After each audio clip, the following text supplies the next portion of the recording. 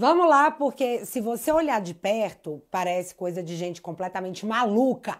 E se você olhar de longe, parece que você está olhando de perto. Eu vou presumir que você está acompanhando o caso do Felipe Martins e que sabe o que se passa até aqui. O único adendo que eu vou acrescentar é a primeira manifestação do Alexandre de Moraes sobre a não viagem do Felipe. A defesa está há mais de um ano pedindo que o relator do caso analise as fartas provas de que a Polícia Federal usou um documento falso para embasar a prisão e manutenção da prisão do Felipe por 6 meses. Porém, o Alexandre estava totalmente godines no fundo da sala, assoviando, fingindo que não era com ele. Mas ninguém contava que o próprio CBP ia emitir uma nota citando nominalmente o ministro Alexandre, afirmando que ele usou um documento fraudulento para manter uma pessoa presa e que o fato desse documento fraudulento existir gerou uma investigação que ainda está em andamento nos Estados Unidos. Aí, 2 dias após a emissão dessa nota do CBP e toda a repercussão que tomou a internet tupiniquense, Alexandre de Moraes dá 5 dias para que a Polícia Federal explique a ida de Felipe Martins aos Estados Unidos. E por quê? Porque o Alexandre não produz provas.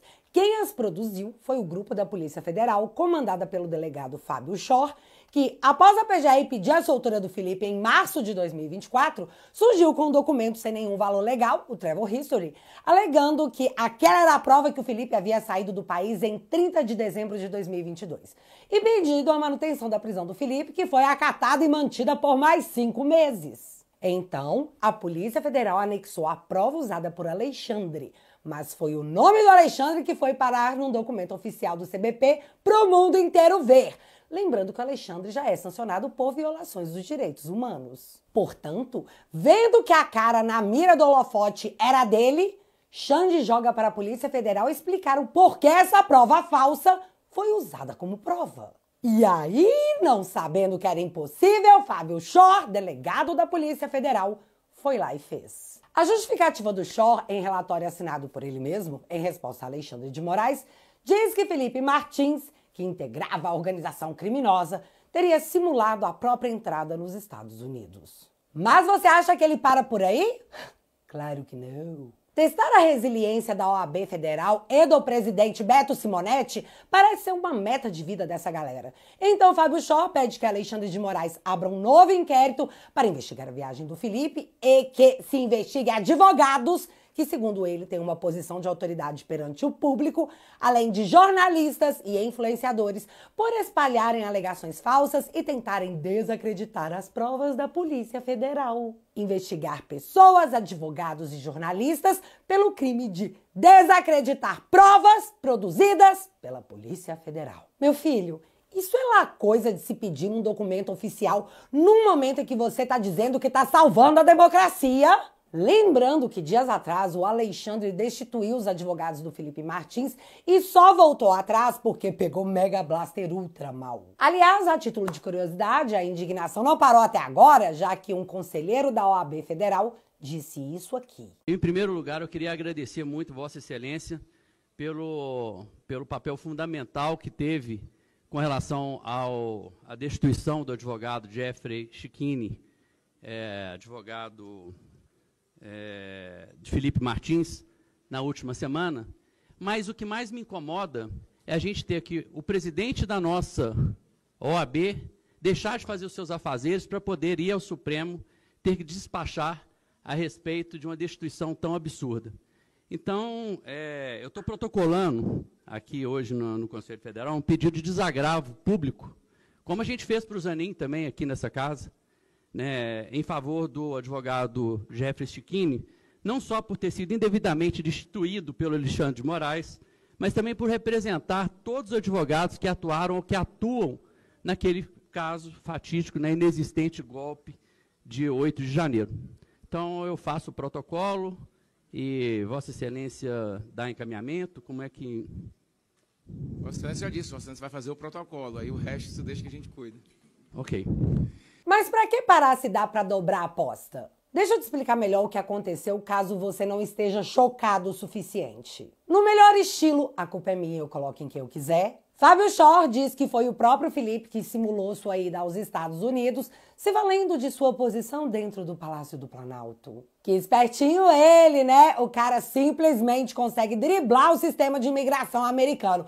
Tem que ser bruto ou não tem? Aparentemente não, porque o problema é que após simular sua entrada nos Estados Unidos em 30 de dezembro de 2022, no dia seguinte, dia 31 de dezembro, Felipe, o gênio de QI 73, que driblou a imigração americana de forma oficial, embarcou num voo comercial de Brasília para Curitiba. Usou seu Uber, celular e cartão de crédito normalmente. Ah, e o cara foi morar na casa dos sogros e possuía contas recebidas no endereço fixado em seu próprio nome. Então, se ele forjou sua saída do Brasil, ele não deveria ter ido para a Ponta Grossa de carro? Ter parado de usar os seus cartões de crédito? Ele não deveria ter trocado o número de celular? Ele não deveria ter excluído o aplicativo do Uber? Ele não deveria ter o cuidado de não tirar fotos em locais públicos e que pessoas divulgassem essas fotos no Instagram? Porque foi isso que o advogado do Felipe fez. Registrou o encontro em abril de 2024 e postou no Instagram para todo mundo ver que o Felipe não estava no Brasil, estava nos Estados Unidos após ter forjado sua própria ida para lá. Ah, pelo amor de Deus. Essa hipótese que o Felipe teria simulado sua saída não é nova. Ela já havia sido levantada pela Polícia Federal tempos atrás, mas ela era tão ridícula que tem tempo que ela não circula em lugar nenhum. Aliás, ela circulou bem pouco. E eu juro pra vocês ter pensado na época que a própria Polícia Federal tinha ficado com vergonha dessa justificativa ridícula e tinha, tipo, largado pra lá. O problema é que a Polícia Federal quer que o Alexandre abra uma investigação para ir pra cima de quem acha essa hipótese exatamente o que ela é. Desprovida de lógica. Imagina só receber a Polícia Federal na minha casa, violando meu lar, assustando meus filhos, minha mãe, amando do Alexandre de Moraes, só porque eu achei a hipótese relatada pelo Fábio Shor ridícula. Porque ele diz com todas as letras que tudo isso se assemelhava à atuação das milícias digitais na internet para a propagação de notícias falsas. E a parte mais absurda, desacreditar as provas da PF. Como ousa discordar de mim, Hellis, blogueiro de direita? Esteja investigado? Eu sei que é doideira, mas foi exatamente o que o Fábio Shor pediu que o Alexandre de Moraes fizesse. E uma curiosidade, vai investigar o Wall Street Journal também, que citou o documento inserido de forma fraudulenta? Só pra saber. E assim, investigar advogado por desacreditar provas? Dona OAB. Agora a atuação do advogado, que tem por função defender seu cliente das provas apresentadas, ou seja, realmente desacreditá-las, está sendo criminalizada debaixo do nariz de todos vocês. Vocês não vão falar nada? Beto Simonetti, você não vai falar nada? Investigar jornalistas? Ah, abrage! Você também não vai falar nada? Vai ser um surto de surdez coletiva? Mas vamos analisar direito o porquê a explicação do Fábio Shor é tão surreal. No documento, primeiro ele diz que prendeu o Felipe por ter encontrado uma lista de passageiros que estava em um documento de Word no computador do Cid. E eu preciso explicar como esse motivo usado para prender o Felipe em fevereiro de 2024 foi absurdo. Em outubro de 2023, a Polícia Federal recebeu os dados de geolocalização do Felipe Martins e esses dados mostravam, inclusive, o deslocamento do Felipe do aeroporto de Brasília para o aeroporto de Curitiba um dia depois da suposta viagem. Isso precisa ficar bem claro para você, porque mostra que a Polícia Federal já sabia desde outubro de 2023 que o Felipe não tinha viajado. Mas, mais importante, se bem que tudo é muito importante, a Polícia Federal também sabia que Felipe estava morando em Ponta Grossa desde então, no mesmo local em que foi preso. Mas, mesmo sabendo disso, já que possuía os dados de geolocalização, em fevereiro de 2024, a polícia pede a prisão do Felipe dizendo, abre aspas. Nesse ponto, contudo, a Polícia Federal frisa que não existem registros de saída do ex-assessor no controle migratório,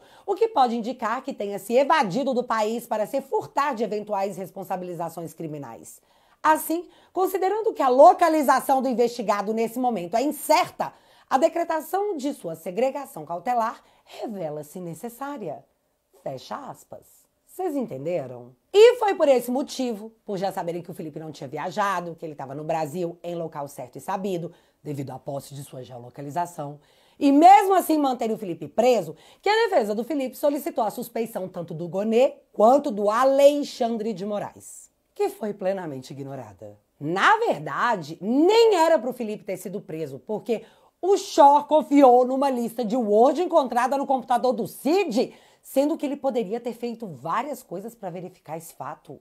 Porém, ele não fez, não sei porquê, mas eu vou deixar o Felipe explicar isso direitinho para você. Aqui nessa residência, inclusive onde eu me encontro e onde eu fui preso pela Polícia Federal, eu emiti cartões de créditos, eu cadastrei minhas contas telefônicas, de modo que bastava ao delegado Fábio Schor, que eu acredito que por algum motivo, ele disse, né, no depoimento dele que não julgou necessário, bastaria ao delegado Fábio Schor fazer uma simples consulta ao cadastro geral, bastaria ao delegado Fábio Schor fazer um simples ofício à ANAC ou às companhias aéreas que forneceriam a minha movimentação doméstica aqui no Brasil, bastaria ao doutor Fábio Schor consultar as EBs, né, as geolocalizações que ele tinha à disposição dele desde outubro de 2023, 4 meses antes da minha prisão, e que diziam de forma incontroversa que eu estava no Brasil, em local sabido, junto à minha esposa, junto à minha família, sem qualquer tipo de segredo. Então, assim, quando o delegado traz isso aos autos,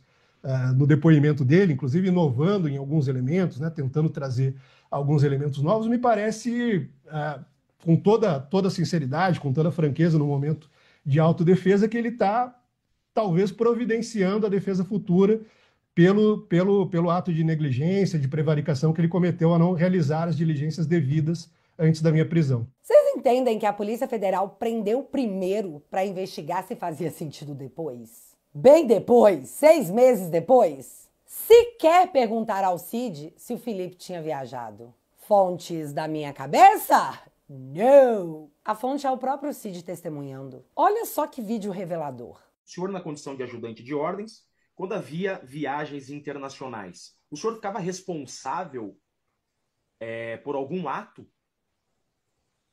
Somente quando eram viagens privadas. As viagens oficiais, a lista de embarque era feito pelo GSI junto com o gabinete. Quando eram viagens privadas, eu ficava responsável, eu e minha equipe ficávamos responsáveis pela lista de embarque. Viagem privada. Essa lista é sua? Dá um zoom, por gentileza, Ricardo. Isso.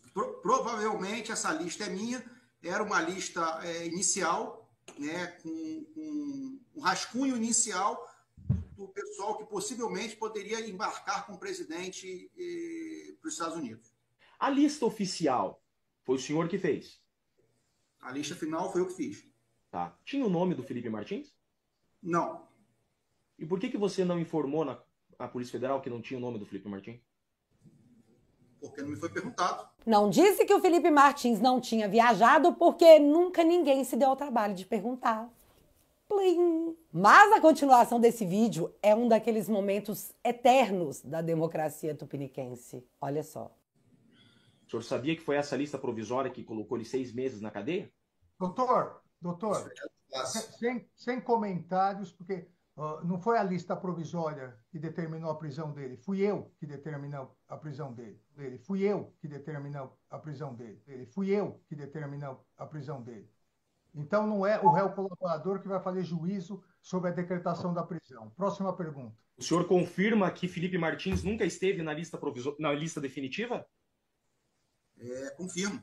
Xande diz que não foi a lista de passageiros que determinou a prisão do Felipe, que foi ele.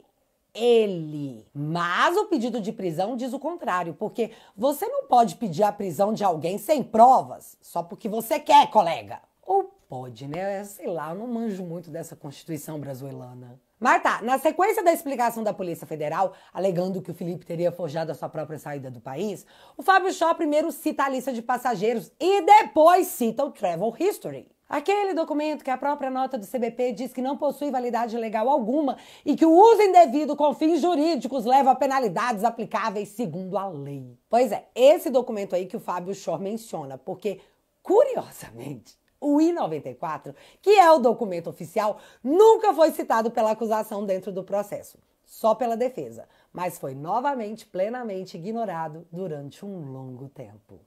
Até agora, na verdade. Beleza, então o que temos aqui? Temos o delegado assumindo publicamente que se baseou em um documento sem valor legal algum para manter o Felipe preso. O MLAT, que é o processo correto que deveria ter sido usado para consultar o tipo de informação que o delegado procurava, nunca foi enviado para os Estados Unidos. Por quê? Não sei.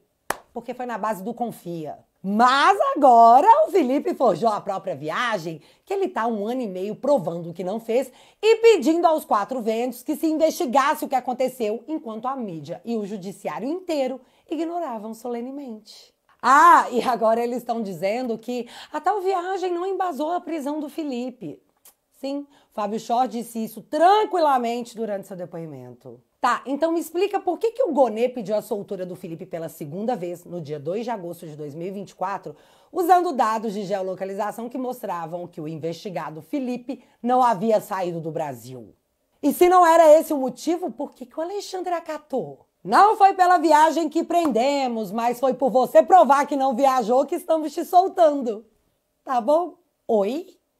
Ah, Bárbara, mas eu só acredito se a Globo falar. Maravilhoso, tá aqui, ó. A viagem que Martins teria feito foi utilizada pela Polícia Federal para justificar o pedido de prisão de Felipe Martins em fevereiro de 2024, sob a justificativa de que ele poderia ter saído do país.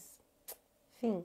Então, tá combinado que é só o Fábio Chor dizendo que não foi por isso que ele foi preso, né? Cara, sério. Ou isso tudo é muita loucura, ou a louca sou eu, só tem essas duas hipóteses.